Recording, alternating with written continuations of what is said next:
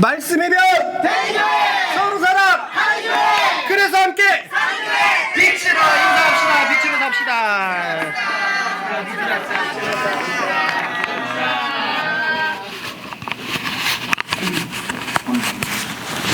이게 거는 게 있었어요. 자, 안에도 잘 들립니까? 네. 현진이만 잘 들리나요?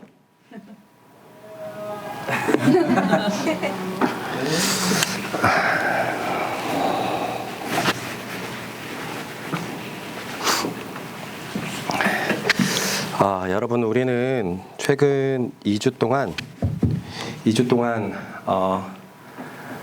성령님이 책망하신 의와 죄 그리고 심판에 대해서 이렇게 알아봤죠. 그런데 이 말씀에서 중요한 게 뭐냐면 이 말씀을 지금 얘기하시고 있는 장소는 어딘가요?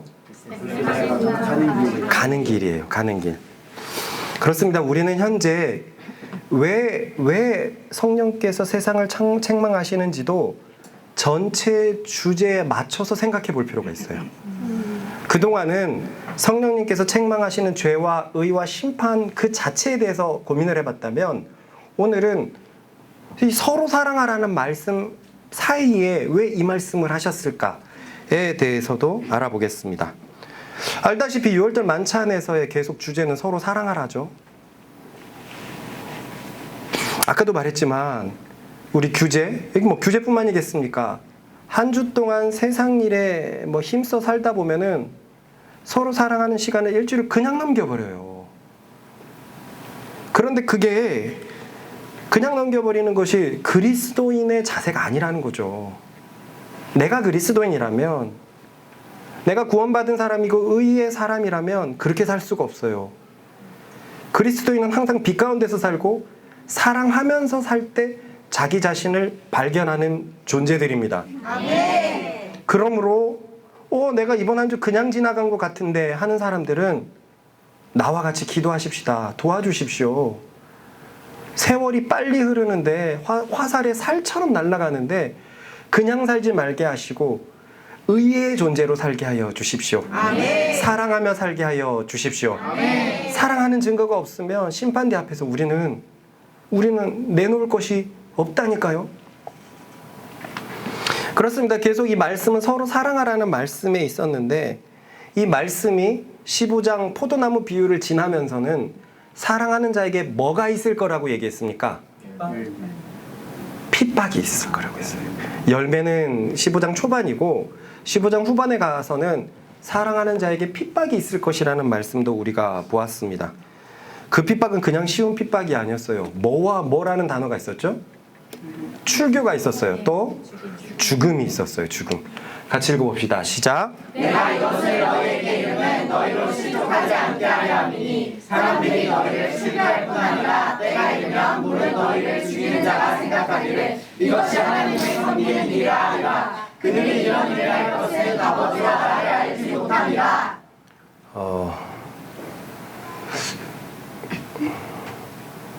아니, 우리 영상을 보면 제가 이제 한복을 입고 있을 텐데 가끔 영상을 볼 때 그게 궁금하더라고요. 여기 앉아있는 사람들은 어떻게 앉아있을지.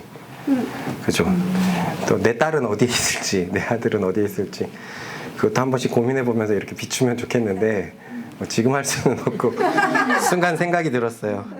잘 있습니다. 여기 다 잘 있습니다. 아까 영상에서 봤지만 이 출교라는 게 그렇게 멀지 않겠구나. 우리가 유튜브에 영상을 올리고 있는데 언제까지 올릴 수 있을까? 동성애를 죄라고 말하고 세상에 하나님을 아버지라고도 말 못하니 이거 어떻게 할 수 있을까? 야, 이 세상의 가치관이 어떻게 이렇게 심하게 바뀔 수가 있죠? 그것이 지식인 것 마냥 정말 멸망에 가증한 것이 거룩한 것에 서는 것을 우리는 우리 시대에 보고 있어요. 그러니 출교도 결코 우리에게 멀지 않다 싶습니다. 어떤 시민단체가 좌표를 만들어가지고 동성애를 죄라고 하는 사람들, 교회들 공격하기 시작하면 우리도 자유롭지 않죠. 더욱이 우리는 그것에 대해서 그냥 침묵하지 않을 거거든요. 항상 성령 안에서 신약 성경은 어떻게 행동했는지, 사도들은 어떻게 했는지 같이 고민해 보면서, 기도해 보면서 그대로 행동하는 우리가 되어야 될 것이기 때문에 그런 일들은 정말 쉽지 않다. 참 불행한 일은 앞으로 이러한 시선에서 나아질 일은 없을 것 같다. 예수님이 오시기 전까지 부흥과 환란이 서로 심해지는 것을 볼 때 신앙인들의 신앙은 더욱더 성경 같아지고 세상은 더욱더 악해지는 것이 그들의 모습이기 때문에 여러분, 우리는 잘 선택해야 됩니다. 사랑하는 자에게 핍박이 오고 죽음이 오는 겁니다. 이 핍박이 진짜 참으로 끔찍한 것은 이 가해자들이 하나님을 섬기는 자들이었다는 거예요. 우리식으로 바꿔보면 어느 교단이 나서서 동성애는 죄가 아니다라고 선포하는 시기가 진짜 올 것 같아요. 상상은 안 가잖아요. 그런데 100년 전에 천황을 섬기는 것이 우상숭배가 아니다라고 결의한 교단이 당시의 모든 교단이었어요. 단 한 교단도 공포하지 않은 적이 없어요. 그냥 일부가 뛰쳐나와가지고 자신들의 모임을 만들고, 그리고 그들이 이제 고신칙이 된 것인데, 나중에 고신칙이 된 건데, 당대에 있던 교단들은 다 같이 이렇게 해버렸어요. 그러니 우리는 그런 역사가 있는데 이런 일들이 왜 없겠습니까? 장로교에서 성경은 시대에 맞게 해석을 해야 된다라는 해석율법, 이 시대에 미신화가 등장해가지고 성경을 갈라치는 일들이, 와, 우리 시대에 있다면 우리는 그때 더더욱 나는 지금 사랑하는 삶을 살고 있나? 라고 돌아보는 우리가 되어야 됩니다. 아멘. 야, 이게 진짜 준비 안 하면 우리 그때 감당할 수 있을까요? 전자로 인사합시다. 당신을 더 사랑할 명분이 생겼습니다.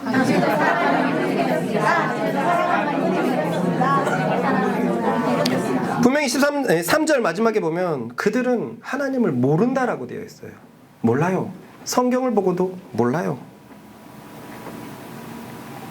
항상 이 하나님을 모르는 자들, 하지만 자기들이 안다고 생각하는 자들에 의해서 일어난 만행들이 얼마나 심각한지, 어느 교단이 그것을 발표를 했고, 십자가를 올릴 교회들은 다 따라라 라고 공포를 내린다면 우리는 십자가를 내려야 될지도 몰라요. 그건 상관없습니다. 우리 안에 신앙을 안 내리면 되는 거니까. 밖에 정해진 표시, 너희는 교회의 이름을 떼버려라, 이럴 수도 있어요. 너희는 함부로 교회라고 얘기하지 말고 기독교라고 얘기하지 마라. 이런 일들이, 와, 이거 우리 시대에 없을까요? 야, 이거 진짜 생각해 봐야 됩니다, 진짜. 저도 얘기하면서 실감이 안 나거든요. 근데 파리 올림픽도 그렇고, 얼마나 악한 것들이 진리로 둔갑해갖고 우리에게 다가옵니까?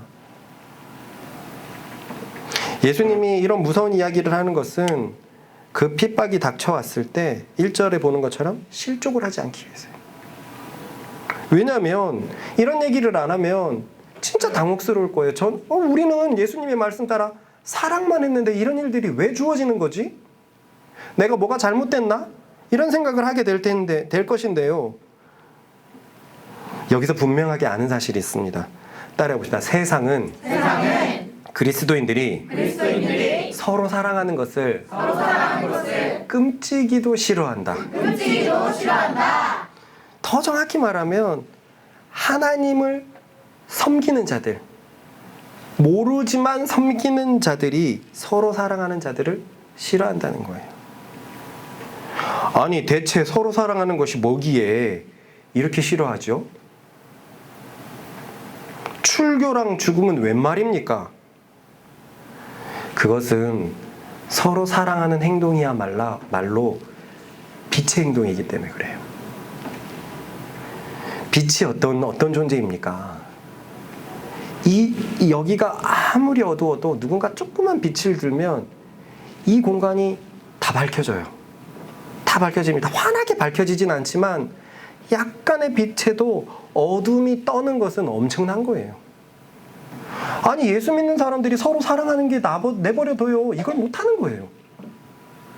빛은 어둠이 감출 수 없기 때문에 놔뒀다간 그 빛의 영향력이 어마어마하고 세상을 흔들어 제낄 것이기 때문에 우리 안에 있는 양심들, 하나님이 만들어 놓은 양심들, 그래서 나오는 인류 애들, 능력은 없지만 그런 양심들이 빛을 받아버리면 얼마나 흔들려 버립니까? 맞아, 저것이 맞는 모습인데, 저것이 참으로 좋은 모습인데, 내 아기가 챙기고 하지만 우리 아이들이 서로 양보하고 세워주고 일으켜주고 그것을 볼 때 그들이 뭘 느낄까요? 양심의 가책을 느끼거든요. 이게 빛의 능력이란 말입니다. 그러니까 세상은 서로 사랑하는 걸 가만히 둘 수가 없어요. 죽여야 되고 출교해야 되고, 그래서 그렇게 사랑하지 못하도록 만드는 것이 세상입니다. 그렇습니다. 따라합시다. 사랑이야말로 정말로 의의 행동이다. 그래요. 사랑이 바로 의고 사랑하지 않는 것이 죄입니다. 우리는 지난 2주의 시간 동안 성령이 책망하시는 세 가지에 들었어요. 공주법! 그 세 가지가 뭐지? 죄와 의로하신다. 네, 맞습니다. 이 자식이 내가 박력 있게 말했으면 박력 있게 답해야지. 너무 여유로웠어요. 역시 수고하고 무거운 짐을 주님께 준 것 같아. 죄는 예수님을 믿지 않고 사람의 교훈, 바리새인들과 율법학자들이 믿는 것을, 율법학자들을 따르는 것, 믿는 것을 말했어요. 바리새인은 넓은 파고요, 세력이고요. 그 바리새인 중에서 가장 출중한 사람들, 시험 쳐갖고 붙는 사람들이 이제 율법학자가 되는 거예요. 바리새인들은 법을 공부하는 사람들이고요. 이제 율법학자들은 사실을 패스한 사람이에요. 바리새인들은 신학생이고요. 율법학자들은 목사님도 아니에요. 아주 소수였기 때문에 신학 박사라고 생각하면 됩니다. 그러니까 바리새인과 율법학자는 사실상 같은 말이에요. 바리새인이 밑에 저변에 단단한 세력이고, 율법학자들은 그들의 최고봉, 또 곧 랍비들은 그들의 최고봉인데, 예수님은 죄가 예수님을 믿지 않는 것이라 그랬어요. 그건 당연하지만 당시 세상은 뭘 믿고 있었죠? 미신화를 믿고 있었어요.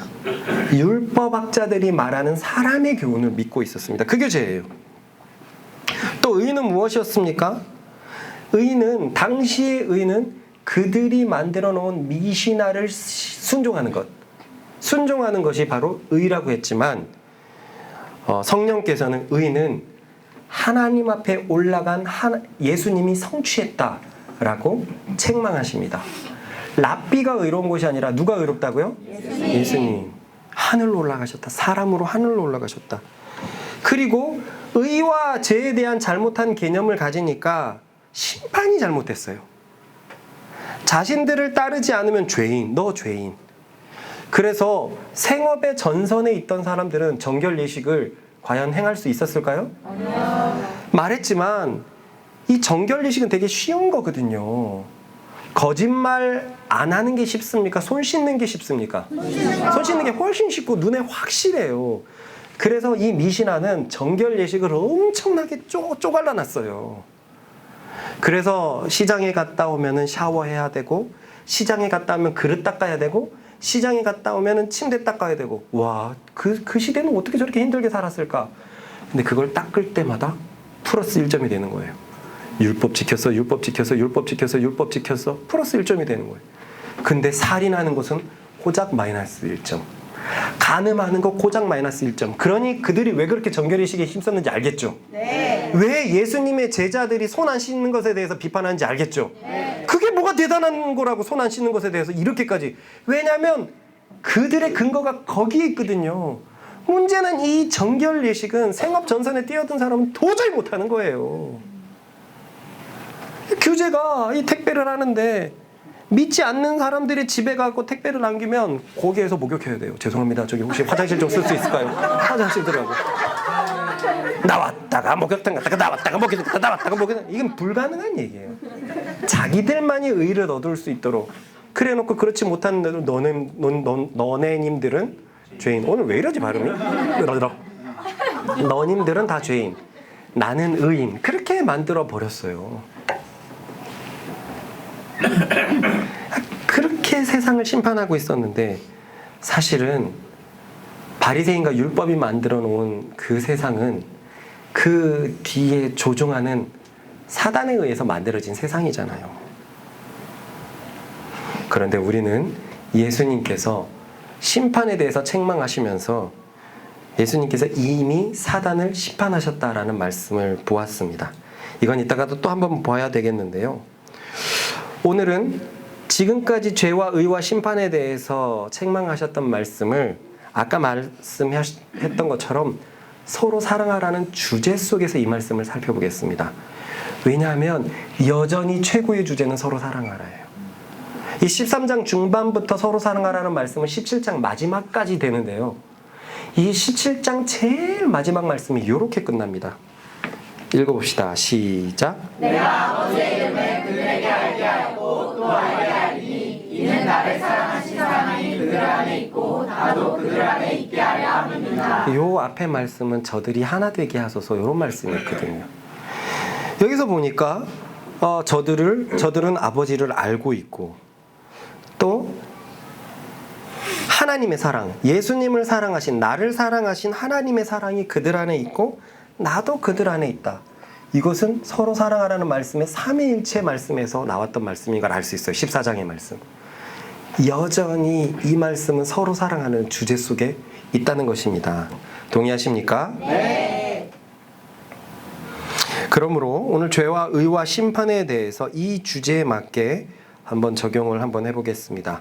오늘 그 말씀을 먼저 한번 읽어보겠습니다. 시작. 그가 와서 죄에 대하여 의에 대하여 심판에 대하여 세상을 책망하시리라. 자, 먼저 죄에 관한 말씀입니다. 시작. 죄에 대하여라 하면 그들이 나를 믿지 아니하며. 자, 이 말씀에서 분명히 볼 수 있듯이 예수님을 믿지 않는 자들이 바로 죄인입니다. 그죠? 네. 그런데 이런 사람의 특징이 있어요. 죄인의 특징이 있습니다. 죄인의 특징, 구원받지 못한 사람들의 특징이 있어요. 이것은 사도 요한이 요한 1서에서 말하고 있는데 읽어보겠습니다. 시작. 하나님의 아들을 믿는 자는 자기 안에 증거가 있고 하나님을 믿지 아니하는 자는 하나님을 거짓말하는 자로 만드나니 이는 하나님께서 그 아들에 대하여 증언하신 증거를 믿지 아니하였습니다. 또 증거는 이것이니 하나님이 우리에게 영생을 주신 것과 이 생명이 그의 아들 안에 있는 그것이니라. 아들이 있는 자에게는 생명이 있고 하나님의 아들이 없는 자에게는 생명이 없느니라. 요한 사도에 따르면 예수님을 믿는 사람은 무엇이 있죠? 생명이 있어요. 그렇다면 예수님을 믿지 않는 사람들은 생명이 없습니다. 자, 죄는 예수님을 믿지 않는 거예요. 근데 요한 사도에 따르면 예수님을 믿지 않는 사람에게 뭐가 없죠? 네, 생명이 없습니다. 그런데 생명이 있고 없고로 뭘로 나타나느냐? 세상 사람들은 나 살아있어, 나 생명이 있어 그럴 거 아닙니까? 여기서 말하는 생명은 육신의 생명이 아니잖아요. 영의 생명인데 그럼 영의 생명이 있는 자는 무엇으로 나타나냐가 참 중요하죠. 눈에 보이지 않으니까. 그것에 대해서 요한 사도가 또 요한일서 3장에 이렇게 말했습니다. 시작. 우리는 형제를 사랑함으로 사망에서 옮겨 생명으로 들어간 줄을 알거니와 사랑하지 아니하는 자는 생명에 머물러 있느니라. 여기에 분명해졌어요. 하나님의 아들을 믿는 자들은 생명이 있는데 이 생명이 어떻게 주어졌냐면 형제를 어떻게 함으로? 사랑함으로. 형제를 사랑함으로 사망에서 옮겨졌다라고 되어 있습니다. 이로 볼 때 예수님을 믿는 자, 생명이 있는 자의 특징은 명백합니다. 따라해 봅시다. 형제를 사랑하는 자. 그렇습니다. 그렇다는 말은 구원받지 못한 자의 특징은 형제를 사랑하지 않는 자예요. 그러니 계속 말하지만 여기 있는 사람들과 사랑하지 못하는 것 굉장히 위험한 겁니다. 누가 그랬지? 의외로 공동체가 교류가 없어가지고 저쪽 공동체 누구와는 실제 뭐 특별한 건 없어요. 나쁜 건 없지, 관계가 말이에요. 뭐 교류가 없으니까 뭐 이렇게 사랑해야 될 만한 그런 것이 없어서 그와의 관계는 뭐가 특별한 게 없어요 라고 말한 것을 최근에 내가 들은 적이 있어요. 예수님이 그러면 어떡할까요? 심판대에서 동준아, 너와 나의 관계는 그렇게 특별할 건 없다. 와, 이게 천국인가요? 지옥입니다. 하나님 아버지가 자식 보고 넌 나랑 특별할 게 없는 관계야. 이거는 연을 끊겠다는 거잖아요. 여러분, 그러니까 아니 계속 얘기하는 게 이 안에서 형제들이 서로 사랑하는 게 얼마나 중요한 것인지 잊지 마십시오. 아멘. 이 안에서 내 분을 표현하는 것은 구원받지 못했다는 증거고, 분이 일어날 때 참는 것은 사랑하는 자의 특징입니다. 아멘. 이 안에서 뭔가가 이렇게 스트러글이 있을 때, 갈등이 있을 때 참고 용서하는 것은 생명이 있는 자가 할 수 있는 것이고, 그 분을 터뜨려서 서로의 관계가 소원해지는 것은 하나님을 믿지 않는 자의 행동입니다. 아멘. 여기에 얼마나 된다고, 여기 사람들이 얼마나 된다고, 공동체가 뭐 몇 개나 된다고, 저쪽 공동체의 사람은 잘 모르겠고, 이게 뭡니까 도대체. 그런 사람들은요, 분명히 자기 공동체 속에서도 사랑하면서 살아가는 것에 대해서 애로사항이 있을 거예요. 기범이 교회에 한 번 오는데, 일주일에 한 번 오는데, 그럼 나 언제 사랑합니까? 그러다가 언제 천국 갈 거야? 그런 말을 하면 큰일 난다는 거예요. 큰일 난다는 거예요. 바울은 훨씬 더 바빴다니까요. 훨씬 더 치열한 삶을 살았다니까요. 형제를 사랑으로 생명으로 옮겨줬답니다. 그러면 형제를 사랑하지 않고 미워하면 또 사망으로 옮겨지겠죠. 그때 막 이렇게 옮겨진다는 말이 아니라 그런 마음이 있으면 그렇게 된다는 거예요. 그러니 이 안에서는 미워하는 사람, 갈등 있는 사람이 절대 없기를 축원합니다. 그뿐만이 아니라 세상도 알고 있잖아요. 사랑의 반대말이 뭐라고요? 무관심이라 그러잖아요. 무관심. 무관계도 사랑이 아니라고 세상도 말해주잖아요. 그러니 이 안의 관계는 미워함이 아니라 모두 사랑하는 관계가 되기를 바랍니다. 정말로 바랍니다. 여러분이 예수님을 믿고 있다면 이 말씀에 따라 성령께서 여러분들을 움직이실 거예요. 사랑하도록 움직이실 거예요. 성령님께서 우리가 못하는 그것을 하게 해 주실 것입니다. 우리가 예수님을 믿는다면은요,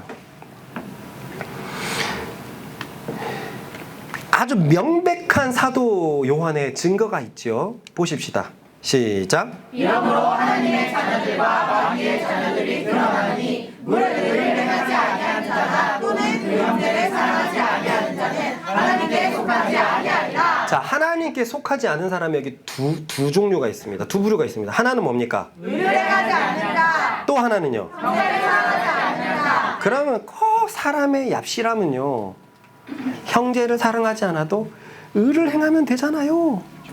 이런 몹쓸 생각을 가져요. 그런데 이 또는이라는 단어가 기막힌 단어거든요.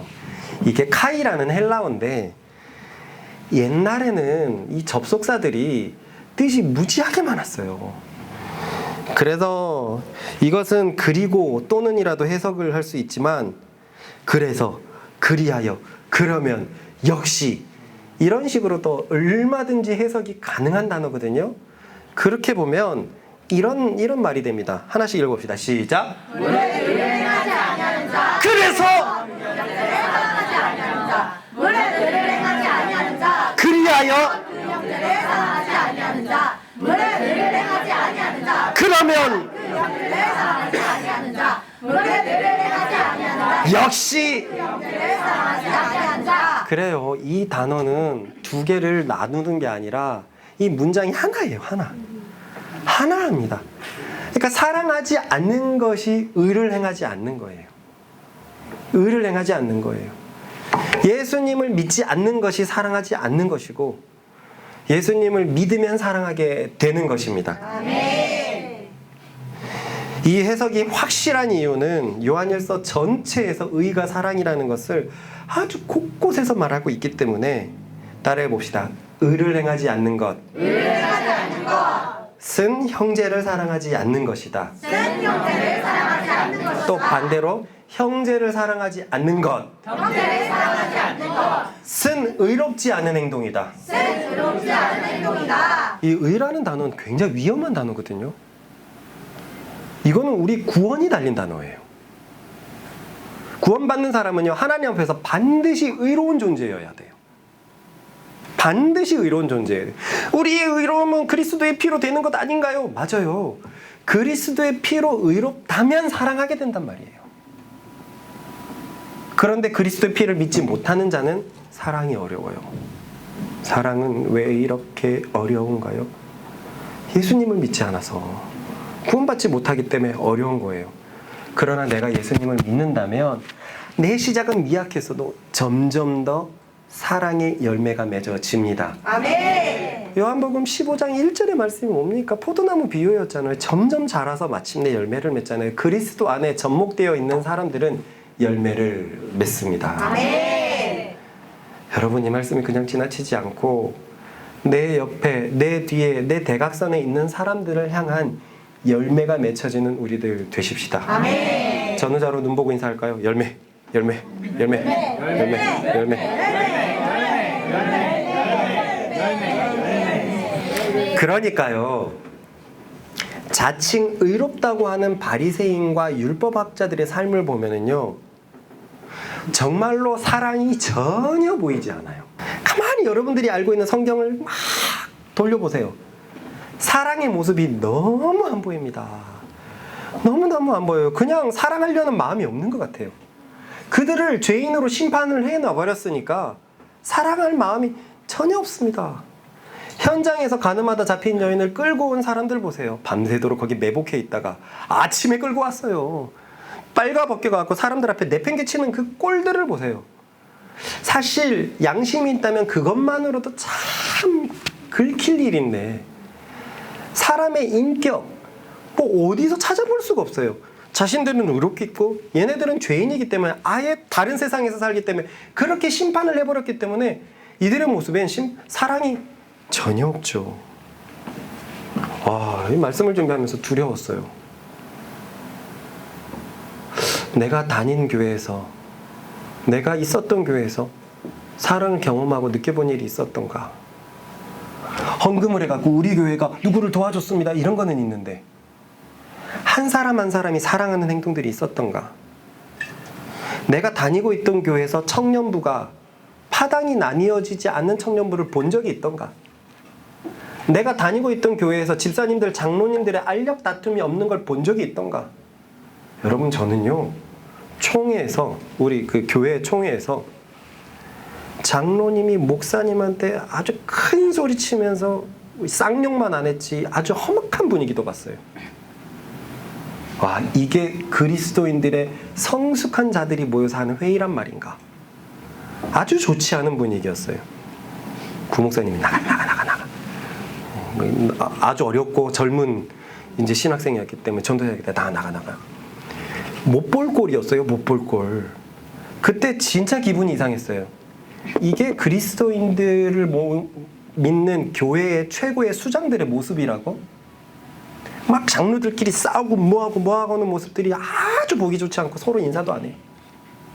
이게 뭡니까? 사랑이 보이지가 않아요.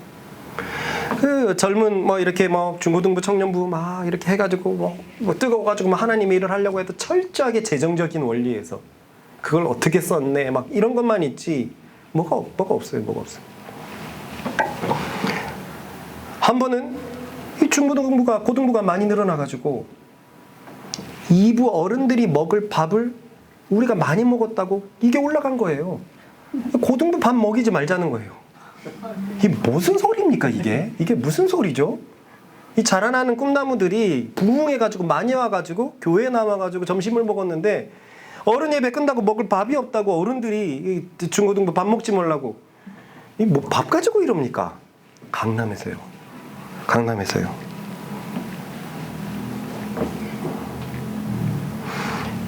한 번은 교회에서 그래 크게 돕자고 해가지고 노숙자들을 불러가지고 밥을 다 대접했는데 한 권사님이 일어나고 노숙자들을 준 그 밥그릇을 어떻게 성도들을 먹이느냐, 밥그릇 모두 다 버렸어요. 수백 개의 밥그릇, 거의 1000몇 개의 밥그릇 다 버렸어요. 뭐 하는 짓입니까 이게? 저는 정말 예전부터 사역을 하면서 과연 사랑이 정말 제일 된 말씀이 맞을까? 이런 생각을 진짜 많이 고민해봤어요. 어쩜 이 바리새인들과 비슷하죠? 이들처럼만큼 타락한 건 아니었지만 이 바리새인들의 모습에서 사랑하는 행동들을 왜 이렇게 보기가 힘들죠? 사랑은 의이기 때문에 그렇습니다. 그들은 예수님을 믿지 않는 죄인들이기 때문에 사랑을 할 수 없었어요. 여러분, 사랑은 흉내낼 수 없습니다. 어둠이 어떻게 빛을 흉내냅니까? 야, 어둠, 근데 나 볼래? 나 조금 더 화날 수 있다? 이게 무슨 소리입니까? 어둠은 어둠이에요. 어둠은 안 보이는 거예요. 어둠은 빛의 흉내를 절대로 못 냅니다. 사랑을 못 따라해요.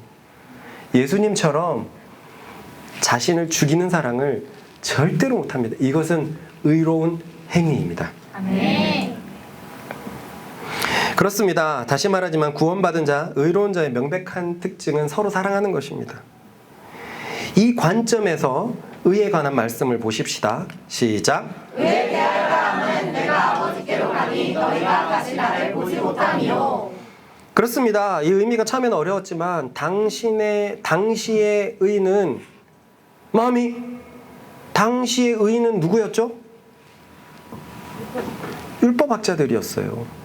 미시나를 순종하는 게 미시나를 순종하는 게 의의가 되는 일이었어요. 그러나 예수님 지금 어디 가신다고요? 아버지께로. 아버지께로. 이게 무슨 말인가 싶었는데 사람은 하나님 앞에 설 수가 없거든요. 그런데 사람이신 예수님이 완벽한 의를 얻어서 드디어 사람의 모습으로 하나님 앞에 서게 되었습니다. 아멘. 이게 너무나 감사한 것은 우리도 사람인데 예수님 때문에 하나님 앞에 설 수 있는 길이 열렸다는 것입니다. 아멘. 내가 곧 길이요 진리요 생명이니 나로 말미암지 않고는 아버지께로. 예수님이 그 길을 뚫어놨기 때문에 예수님의 피를 의지해서 사람의 모습으로 우리가 그렇게 갈 때 우리도 하나님께 의를 얻는 줄로 믿습니다. 아멘. 창세 이래로 모든 사람이 죄를 져서 하나님 앞에 설 수 없었는데 예수님이 서게 됐어요. 첫 열매가 되셨어요. 나중 열매인 우리들도 서게 될 줄로 믿습니다. 아멘. 그렇게 의가 되신 예수님께서 제자들에게 무엇이라고 명령했습니까? 우리가 계속 듣는 말씀은 이것입니다. 시작. 새 계명을 너희에게 주노니 서로 사랑하라. 내가 너희를 사랑한 것 같이 너희도 서로 사랑하라. 그렇습니다. 하나님의 영광의 보좌 앞에 사람으로 서 계신 예수님께서 내가 사랑한 것처럼 너희도 서로 사랑하라 라고 말씀하십니다.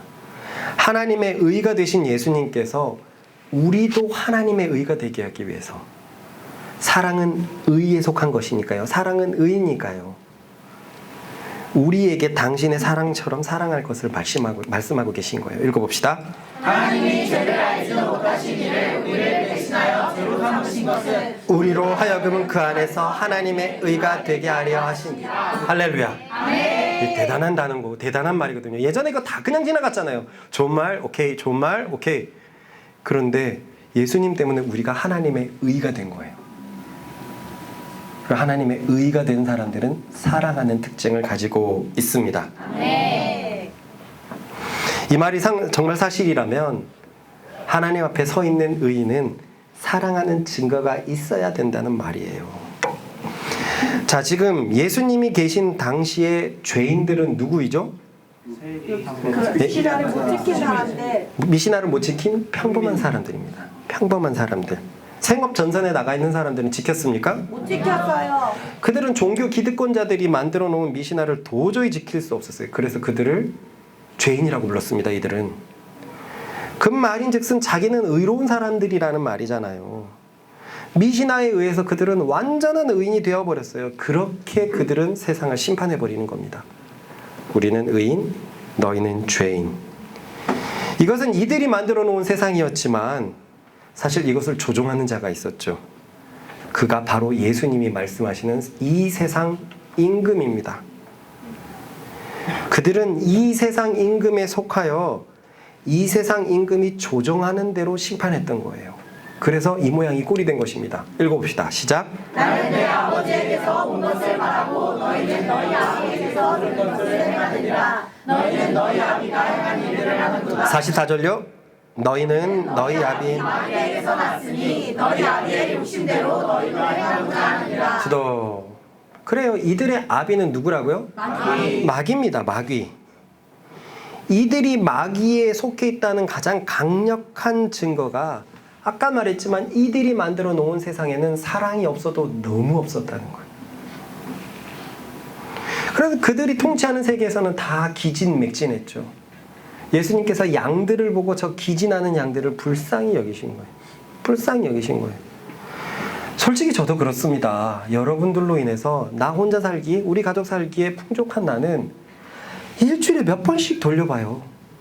힘든 친구가 없는가, 어려운 친구가 없는가, 도와줘야 될 친구가 없는가. 이것이 의를 입은 사람들의 당연한 행동인데 이들의 삶에서는 사랑하는 것이 없었어요. 사랑하는 것이 없어요. 옆 사람을 도와주는 게 힘듭니까? 두려워하십시오. 내가 의롭지 않은 사람일 줄 모릅니다. 옆 사람을 도와줬는데도 별로 뭐 그렇게 착하게 행동했다라는 생각이 안 듭니까? 기뻐하십시오. 당신은 의인이 되었기 때문에 사랑이 너무나 자연스러워진 것입니다. 어제 성덕이가 이제 오토바이를 팔고 이제 추석이라고 큰형님 대접하고 싶다고 해가지고 10만 원이나 보내줬어요. 그래서 성덕이랑 불러가지고 우리 집에 있는 사람들이랑 회를 2판을 먹었죠. 그런데 또 성덕이가 연락 와가지고 롯데에서 무슨 쿠폰이 나와가지고 뭐 이거 있는데 한 10만 원짜리 쿠폰이 있는데 어디 한번 외식 가시겠습니까? 아니다 라고 했는데 이런 생각이 들어요. 얘는 왜 자꾸 이렇게 쏘지? 그런데 연이나 성덕이는 지금 나와 아내가 너무 고맙구나. 너무너무 고마운 상태구나. 왜냐면 우리 둘이 이들을 도와주는 것이 뭐 1년으로 치면 700이 훨씬 넘어가거든요. 7, 800을 도와주고 있거든요. 그 생각을 못 했었어요. 못하고 있다가 얘가 왜 이렇게 하지라고 생각해 보니까 당연하구나. 당연하구나. 여러분 내 사람을 그러면서 생각을 해봤어요. 그렇게 도와주고 있구나. 그래서 내가 좀 쪼달리구나. 그래서 힘들구나. 최근에 아내 보고 여보 좀 사지 말자. 좀 사지 말자. 아니야 라고 좀 뭐라 그랬는데 쪼들림의 정체가 여기 있었구나. 그런데 모르고 있었어요. 왜? 내가 한 게 아니거든요. 여러분 이게 사실 당연한 행동이란 말입니다. 이것으로 인해서 내 의를 높이고자 여러분들도 그런 마음이 없잖아요. 그건 하나님께 드리는 헌금이에요. 하나님의 나라를 위해서 쓴 헌금이에요. 또 내 몸을 위해서 쓴 헌금이에요. 우리는 이 먹고 마시면서 우리 모두가 한 몸이 되었다는 것을 믿음으로 받아들였기 때문에 내 몸을 그래서 이번에 도왔었을 때 그것이 아깝지 않다. 이거 별일 아니었다. 그러고 그냥 그렇게 가는 사람들은 내가 의인이라는 가망이 굉장히 커요. 근데 매달 힘들다. 빠져나갈 날짜가 되면 너무 힘들다. 성덕이만 보면 화가 난다.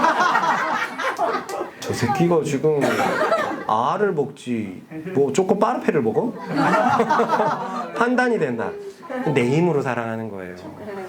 내 힘으로. 그런데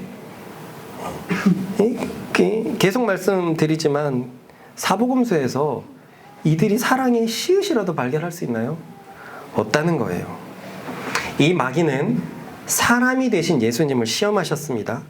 그리고는 예수님의 말씀의 권위 앞에 쫓겨나게 되었죠. 이 장면을 한번 볼까요? 읽어봅시다. 시작. 이에 예수께서 말씀하시되 사탄아 물러가라. 기록되었을 때 주 너의 하나님께 경배하고 다만 그를 섬기라 하였느니라. 이에 마귀는 예수를 떠나고 천사들이 나와서 수종되니라. 이 말을 해줘야 되겠네요. 성덕이를 돕기로 결정하고 난 후에도 돕는 사람들이 더 늘었어요. 금액을 좀 더 하고 싶던 사람이 늘었어요. 자그마치 전체 총액에 400만 원이나 늘었어요. 와, 서로에게 박수 한번 쳐주세요. 얼마나 귀합니까?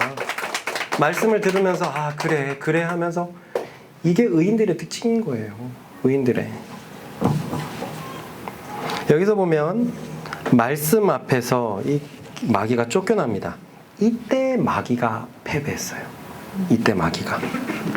역사 이래로 이 세상의 임금으로 군림하고 있던 자가 모든 사람들의 아비였던 자가 사람이 되신 예수님께 패배해버린 거예요. 육체로 온 사람은 연약하거든요. 그래서 히브리서 보면 천사보다 못한 모습이 되었다라고 되어 있어요. 사단이 보니까 만만한 거예요. 와, 진짜 그 절대자의 아들이 사람이 됐단 말이에요. 하고 덤벼들었다가 육체된 사람에게 말씀의 권위 앞에 깨갱하면서 나가버린 거예요. 그에겐 하나님의 말씀이, 하나님이 살아있었던 거예요. 그래서 예수님께서는 이런 말씀을 하시는 겁니다. 시작. 심판에 대하여 함은 이 세상 임금이 심판을 받았습니다. 예전에는 몰랐죠. 십자가 지기 전인데 어디서 심판을 받으셨지? 그런데 그때 이미 마귀는 예수님한테 져버렸어요. 그래서 십자가 지기 전까지 한번 가만히 생각해 봅시다. 예수님이 가는 곳마다 마구마구 털렸어요. 마귀의 나라가 그야말로 털렸습니다. 털리다는 단어를 좋아하지 않는데 성경에 써 있거든요. 강탈당해버렸어요. 마구마구 강탈당해버렸어요. 읽어봅시다. 시작. 그러나 내가 하나님의 성령을 힘입어 귀신을 쫓아내는 것이며 하나님의 나라가 이미 너희에게 임하였느니라. 사람이 먼저 강한 자를 결박하지 않고서야. 어떻게 그 강한 자의 집에 들어가 그 세간을 강탈하겠느냐. 결박한 후에야 그 집을 강탈하리라. 예수님이 오시면서 하나님의 나라가 지금 시작되고 있었던 거예요. 네. 십자가는 아직 일어나지 않지만 예수님 자체를 통한 하나님의 사역은 일어나고 있어서 이미 귀신이 쫓아내고 하나님의 나라가 임했어요. 이게 무슨 말인가 했더니 역사 이래로 귀신의 나라가 예수님 때문에 계속 타격을 받는 거예요. 그러니까 뭐라고 얘기합니까? 강한 자를 결박하지 않고서야 어떻게 그 집의 것을 세간살이를 뺏어올 수 있겠냐, 강탈할 수 있겠냐. 이 강한 자는 사단이거든요. 여기서 예수님께서는 강한 자 사단을 결박했다는 거예요. 결박해갖고 그 집에 있는 세간을 지금 강탈하고 있다는 거죠. 털어버리고 있다는 거예요. 강하게, 아주 강하게 강탈을 해버리고 있어요. 결박한 후에 그 집을 강탈하리라. 예수님의 하나님의 나라는 이미 예수님의 도래로 임했었습니다. 아멘. 어렸을 때 성경에 익숙했던 나는 이런 생각을 한 번도 못 해보고 예수님이 귀신을 쫓아낸 이야기가 대단한 의미가 있다는 걸 몰랐어요. 예수님이 귀신보다 세네? 뭐 이 정도 생각이었지 대단한 의미인지 몰랐어요.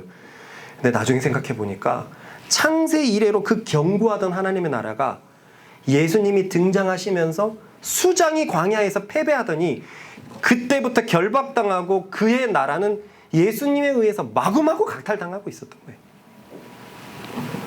이것은 메시아의 통치가 드디어 도래했다는 것이고 구약에서 그렇게 기다리던 예언이 성취되었다는 의미입니다. 아멘. 그렇습니다. 이것은 우리가 아까 불렀던 하나님의 아들이 사랑의 왕으로 이 땅으로 오시면서 이 세상 임금, 이 세상을 군림하고 있던 마귀에게 보복하는 행위였습니다. 아멘. 읽어보십시다. 시작. 주 여호와의 영이 내게 내리셨으니 이는 여호와께서 내게 기름을 부으사 가난한 자에게 아름다운 소식을 전하려 하시니라. 나를 보내사 마음 이상한 자를 고치며 자유를 노임을 은혜와 우리 하나님의 보복의 날을 선포하여 모든 자를 위로. 난 이게 예수님을 향한 말씀인 줄 알았지만 무언가 이 말씀은 영광의 마지막에 심판날에 임하는 말씀이라고 생각을 했어요. 너무 대단한 말이 적혀 있으니까요. 근데 이제 알았어요. 예수님이 오면서 이게 돼버렸습니다. 자기 수중에 있던 상한 자들을 예수님이 빼가버렸어요. 자기 수중에 있던 포로된 자들을 예수님이 자유를 선포해버렸어요. 자기 수중에 갇힌 자들에게 예수님이 노임을 선포해버렸습니다. 보복의 날. 너가 언제까지 사람들에게 군림하겠느냐? 내 사랑하는 작품들에게 언제까지 군림하겠느냐? 하나님의 아들이 와가지고 마구 강탈해버린 것입니다. 할렐루야! 아멘. 이 세상 임금이 광야에서 심판받았던 거였어요. 이 예수님의 마귀를 향한 승리는 얼마나 강력했던 것인지 이제 마귀는 예수님뿐만 아니라 예수님의 제자에게도 마구마구 강탈당하는 신세가 되어버렸습니다. 그것도 12제자가 아니라 70제자에게 강탈당해버렸어요. 읽어봅시다. 70인이 기뻐하며 돌아와 이르되 주여 주의 이름이면 귀신들도 우리에게 항복하리라. 가만히 생각해 보세요. 사람은 계속 마귀의 수하에서 그 수하에서 육신의 타락함 속에서 계속 살아가고 있었는데 이제는 하나님의 아들뿐만이 아니라 죄를 가지고 있는 사람마저도 예수의 이름으로 자기 나라를 강탈하고 있습니다. 그러니 축사야말로 메시아 시대의 도래였던 것입니다. 네. 사단의 통치는 예수님 앞에서는 끝나버렸던 거예요. 그래서 요한복음 12장에는 이런 말씀이 있었습니다. 시작. 이제 이 세상에 대한 심판이 이르렀으니 이 세상의 임금이 쫓겨나리라. 할렐루야. 할렐루야. 여기서 저번 주에 몇 명은 의문을 가졌어요. 어라? 승리는 십자가에서 있었던 거 아닌가? 광야에서 있었나? 그도 그럴 것이 정말로 많은 사람들이 광야를 찬송하지 않잖아요. 십자가 십자가. 그런데 광야 광야 이렇게 하는 사람 없잖아요. 이것을 정확히 넘어가 봅시다. 짚고 넘어가 봅시다. 아까 말씀에서 본 것처럼 사단의 나라는 이미 강탈당하고 있습니까? 네. 예수님은 이미 사단을 묶어 버리셨습니까? 네. 결박당했다고 했잖아요. 그렇게 볼 때 그는 광야에서 이미 예수님에게 패배한 것이 맞습니다. 다시 한번 읽어봅시다. 시작. 사람이 먼저 강한 자를 결박하지 않고는 그 강한 자의 집에 들어가 세간을 강탈하지 못하리니 결박한 후에야 그 집을 강탈하리라. 중요한 것은, 그런데 이것은 사단에 대한 예수님의 승리이지 인류를 속박하고 있는 죄에 대한 승리는 아니었어요. 요한계시록에 보면은요 3대장이 나오거든요. 사단, 죄, 사망입니다. 그런데 사단은 이때 광야에서 예수님께 패배했어요. 죄는 어디에서? 십자가에서 패배하는 것입니다.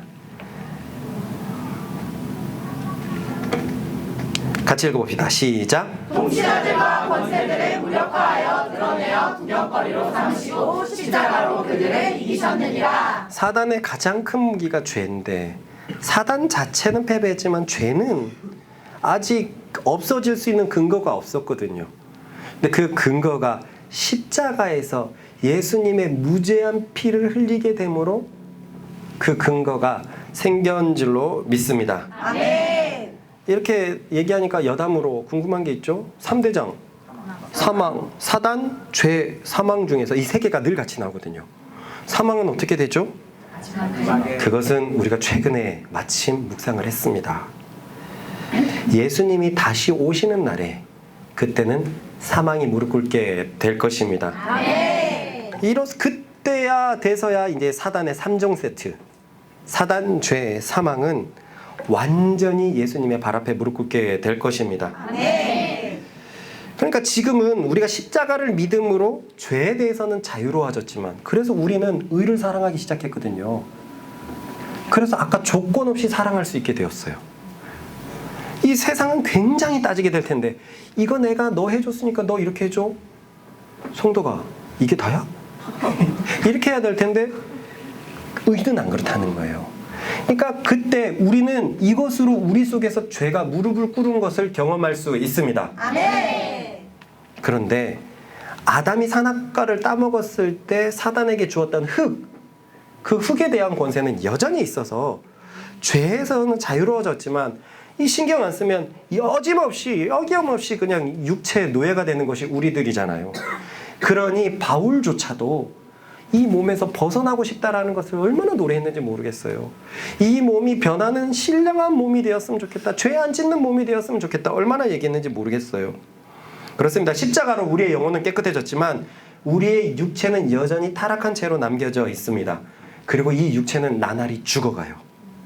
죽음을 향해서 가요. 죽음, 사망, 여전히 육체 위에 드리워져 있는 것입니다.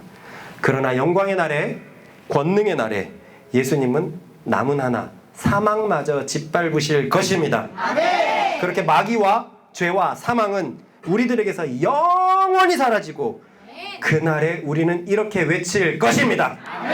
읽어봅시다. 보라, 내가 너희에게 비밀을 말하노니 우리가 다 잠들 것이 아니요 마지막 나팔의 승전자의 호령이 다 받아내리니 나팔 소리가 나매 죽은 자들이 썩지 아니할 것으로 다시 살아나고 우리도 변화되리라. 이 썩을 것이 반드시 썩지 아니할 것을 믿겠고 이 죽을 것이 죽지 아니함을 입으리로다. 이 썩을 것이 썩지 아니함을 입고 이 죽을 것이 죽지 아니함을 입을 때에는 사망을 삼키고 이기리라고 기록된 말씀이 이루어지리라.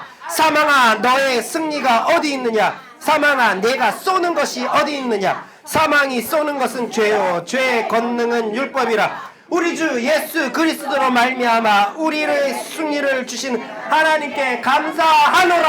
할렐루야. 그날에 우리 최근에 배웠잖아요. 찰나, 나노 단위에 쓰였던 그 단어에 우리가 확 바뀌어. 자고 일어났더니 식욕 사라졌다. 성욕, 잠욕, 모든 욕망이 사라졌다. 그때 우리가 너무 좋아서 외치는 거야.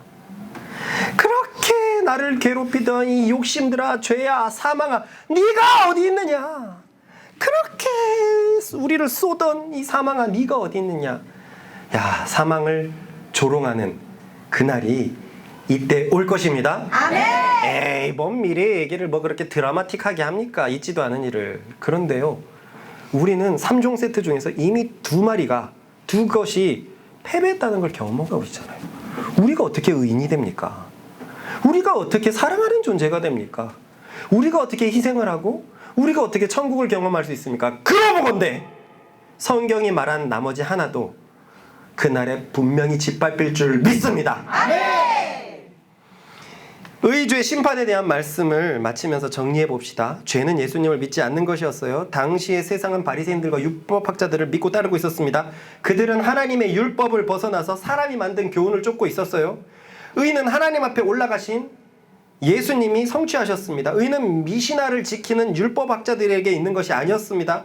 바리새인들은 이러한 관점으로 세상을 심판하였습니다. 그러나 그것은 그들의 뒤에서 조종하는 이 세상의 임금이 하는 짓이었습니다. 하나님을 믿는 유대 사회에서도 이러한 행태가, 이러한 심판이 있었으니 이방 민족은 어땠을까요? 이방 민족의 역사를 보면 진짜 더럽고 잔인하고 폭력적이죠. 말도 못하는 거예요. 이 사회가 이렇다면 그 사회는 말할 것도 없죠. 사단은 이 사회에 집중하면 돼요. 그죠? 이 사람들이 빛을 못 내게끔 집중하면 돼요. 그래서 이딴 사람의 교훈을 만들어 놓고 이딴 심판을 만들어 놓은 거예요. 사단이 바리새인들을 조종하고 있다라는 가장 강력한 증거는 미시나를 쫓는 그들에게 사랑이 없다는 것이었어요. 사랑이 없다는 것은 우리가 봤지만 마귀의 자녀들임을 증명하는 것이었습니다. 그러나 예수님은 이미 사단을 심판하셨습니다. 아멘. 그리고 그의 나라는 예수님과 제자들에 의해서 마구마구 강탈당하고 있었습니다. 그리고 그가 가신 곳마다 하나님의 사랑이 깃들기 시작했어요. 그렇습니다. 우리 주 예수 그리스도는 사랑으로 다스립니다. 아멘. 공의와 사랑으로 다스리는 분이 우리가 믿는 예수 그리스도이십니다. 아멘. 우리는 지난 3주간에 걸쳐서 죄와 의와 심판에 대해서 책망하시는 성령님의 말씀을 보았는데요. 여기서 얻은 깨달음이 다 클 거라고 생각해요. 자, 저를 보세요. 자, 집중해 봅시다. 여기서부터. 최근에 고민하는 부분이 있어요. 이 말씀이 어렵지 않은가? 이 말씀이 얼만큼 들리고 있는가? 특히 여러분들의 월요일 묵상의 피드백을 봤을 때는 내가 생각했던 것보다 못 이루는 사람들이 참 많아서 안타까웠습니다. 그럴 때마다 어떻게 해야 되지? 말씀을 낮춰야 되는가? 말씀을 좀 더 쉽게 전해야 되는가? 그런데 이 말씀이 굉장히 성숙하게 하는데 이것을 어떻게 해야 되지? 최근에 고민이 좀 많았습니다. 예전에는 이 말씀을 그냥 지나갔어요. 그런데 이제는 그 말씀이 지나가지 않아요. 이미 심판하셨다는 그 말씀이, 의와 죄, 저 어렵던 말씀이 이해되기 시작하면서 얼마나 큰 감동을 제게 주는지 모르겠습니다. 제가 바라는 것은 이 감동이 여러분에게 흘러가기를 바란다는 것입니다. 그런데 이게 어려우면 어떡하지? 이 말씀이 안 들리면 어떡하지? 여러분, 진리의 성령님께 여러분을 맡기면 진리의 성령님께서 여러분들을 말씀이 들리게 하실 것입니다. 구원받은 자의 첫 번째 특징이 말씀이 들리는 사람이라 그랬잖아요. 내가 말씀이 안 들리고 어렵다는 것은 속에서 성령님이 일 안 하신다는 증거예요. 그래서 예수님은 바로 이어서 이런 말씀을 하신 것입니다. 읽어봅시다. 시작. 내가 아직도 너희에게 이를 것이 많으나 지금은 너희가 감당하지 못하리라. 그러나 진리의 성령이 오시면 그가 너희를 모든 진리 가운데로 인도하시리니 그가 스스로 말하지 않고 오직 들을 것을 말하며 장래 일을 너희에게 알리시리라. 이 말씀에서 희망을 찾읍시다. 네. 나는 지금 감당하지 못하겠다. 제자들도 이 당시에는 몰랐어요. 도저히 무슨 말을 하는지 몰랐어요. 그러나 걱정하지 맙시다. 이분이 오시면 우리를 점점 진리 가운데로 인도하실 것입니다. 아멘. 저는 예수님 믿어서 그분이 오셨는데 말씀이 왜 어렵죠? 그분에게 얼만큼 맡기고 있습니까? 그분을 얼마나 의존하고 있습니까? 그 증거로 당신은 얼만큼 말씀을 사모하십니까?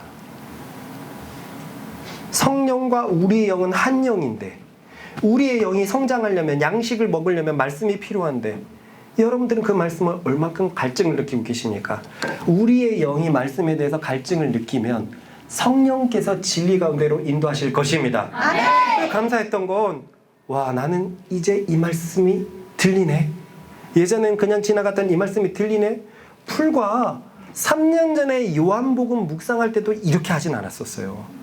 근데 3년 동안 계속 말씀을 묵상하니까 이 말씀이 진리의 성령께서 태화야, 너 이제 깨달을 때가 됐다. 똑똑똑 두들기고 그게 얼마나 깊은 감동으로 이끄는지 모르겠습니다. 히브리서 우리 이제 다시 묵상 시작하는 그것은 벌써 3번 한 거예요. 그런데 이 친구들이 좀 이렇게 또 이거야? 이런 마음이 어떡하지 하는데 많은 친구들이 그 히브리서에 대해서 다시금 새 마음을 갖고 있고 이 말씀이 이것이었어라는 것에서 와, 성령님께서 똑똑거리고 있구나. 얼마나 좋았습니까? 그분은 만물의 상속자고 만물의 창조자고 만물의 통치자고 더구나 우리의 구속자이신 분이 예수님이셨습니다. 아멘. 와, 그게 예전에는 그냥 지나가는 그 말씀이 얼마나 꽝꽝꽝 와닿습니까? 제가 얘기했던 것처럼 주기도문 들을 때 마지막에 모든 영광과 통치와 능력이 권세가 주님께 있다라는 말씀을 그냥 지나갔는데 이제는 믿어지더라는 거예요. 영광이 주님에 있다는 것, 권세와 통치가 주님께 있다는 것이 믿어지니까 그 기도가 풍성해지더라는 거예요. 그러니 감당하지 못해도 걱정하지 마십시다. 이 진리의 성령님을 구하고 주님 말씀이 들리게 하여 주십시오. 그래서 말씀으로 살아가는 내가 되게 하여 주십시오. 그럼 진리의 성령께서 인도하실 줄 믿습니다. 이 말씀에서 분명히 알 수 있는 것은 성령님께서 예수님의 것을 알리신다는 거예요. 즉 사람의 어떠함으로는 예수님의 것을 알 수 없다는 겁니다. 성령님이 오셔야지만 알 수 있다는 거예요. 사실 사복음서 다 합쳐도 한 권 정도 책 분량밖에 안 될 거예요. 그러니 똑똑한 사람이 하룻밤만 시간을 내도 예수님에 관한 것은 꽤 많이 알게 될 겁니다. 그래서 어떤 사역자들은 더 이상 성도들에게 전할 말씀이 없대요. 성경 거 다 전했는데 강의 설교도 하고 뭐 수요 예배도 하고 금요 예배도 하니까 다 전했는데 어떤 말씀을 더 전해야 될지 모르겠다. 예를 들어서 탕자 이야기 한번 보십시오. 처음 할 때는 드라마틱하게 할 수 있어요. 근데 다음번에 또 할 때는 참 곤욕이란 말이에요. 그러다 보니까 전할 말씀이 없다는 거예요. 이거야말로 육신적으로 예수님의 말씀을 접근한 행태입니다. 분명히 예수님 말씀하셨어요. 너희는 지금 이 말씀을 감당할 수가 없다. 그러나 성령님이 오실 때만 이해가 될 것이다. 그렇습니다. 예수님의 말씀들은 성령님이 우리에게 역사해 주셔야지만 이 말씀이 살아 올라갈 겁니다. 그러니까 저는 새 말씀도 좋은데 제 묵상이 좋은 게 뭐냐면 뿌리가 더 단단해지는 느낌이 들어요. 우리 안에서 성령님이 더 활동하기 시작하시니까 우리가 더 예수님을 믿으니까 더 말씀을 갈망하니까 성경이 단단해지는 느낌이 얼마나 좋은지 모르겠습니다. 그래서 예수님이 이것을 2번이나 더 말씀하시거든요. 오늘의 마지막인 말씀입니다. 시작. 그가 내 영광을 나타내리니 내 것을 가시고 너희에게 알리겠습니다. 물은 아버지께 있는 것은 다 내 것이라. 그러므로 내가 말하기를 그가 내 것을 가지고 너희에게 알리시리라 하였노라. 머리로서 집중력으로서 예수님을 알 수 있는 게 아니에요. 예수님께서 2번이나 반복하시는 것처럼 예수님의 것은 성령님만이 우리에게 알려주실 수 있습니다. 아멘. 이것이야말로 공평한 게 어디 있습니까? 머리 좋은 사람만이 예수님 안다면은 여기서 좌절할 사람들은 얼마나 많습니까? 집중력 좋은 사람들만이 예수님 안다면 여기서 좌절할 사람들이 얼마나 많습니까? 아니요. 예수님은 오직 성령님에 의해서 알 수 있습니다. 그러니 성령 충만을 위해서 성령님이 우리 가운데서 마음껏 일하시도록 기도하는 것은 얼마나 중요한 기도가 되겠습니까? 기도하십시다. 저는 이번 말씀이 의미가 있었다고 생각하는 게 참으로 어려웠던 말씀이 3주에 걸쳐서 많은 사람들에게 큰 감동으로 들어갔다는 것에 되게 큰 의의를 느낍니다. 우리 속에서 성령님이 예전보다 강하게 역사하고 계시는구나. 이 성령님께 오늘도 기도하십시다. 진리로 인도하여 주십시오. 우리 속에 진리가 되어 있는 게 있을 거예요. 세상에 진리가 되어 있는 게 있을 것입니다. 거짓 진리들은 다 없어지고 내가 곧 길이요 진리라고 얘기하신 그 예수님의 진리 가운데로 진리의 성령님 나를 인도하여 주십시오.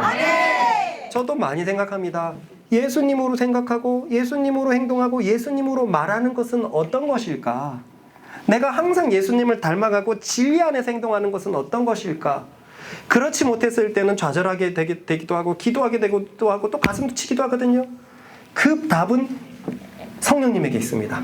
그 성령님을 간절히 구하고 구할 때 은혜를 지키시는 성령님, 나를 강하게 하시는 성령님께서 예수님 닮은 그곳으로 진리 가운데로 우리를 인도하실 것입니다. 주여 한번 힘차게 외치고 성령님을 위하여 도와달라고 같이 기도합니다. 주여!